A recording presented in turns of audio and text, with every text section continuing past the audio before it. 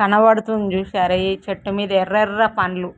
ఎర్రెర్ర పండ్లు ఏంటియో తెలుసా? 90 కిడ్స్కి అయితే బాగా అర్థమవుతుంది. ఇది మా కోటార్స్లో ఉన్నాయి. పక్షులు ఫుల్ సౌండ్ చేసుకుంటారు, కిచకిచ అంటున్నాయి. ఏంటి అని దగ్గరికి వచ్చి చూసి అవి జీడి మామిడి పండ్లు. చిన్నప్పుడు అమ్మేవాళ్ళు జీడి మామిడి పండు అంటే జీడి తీసి మామిడి పండు ఇష్టంగా తినేవాళ్ళని.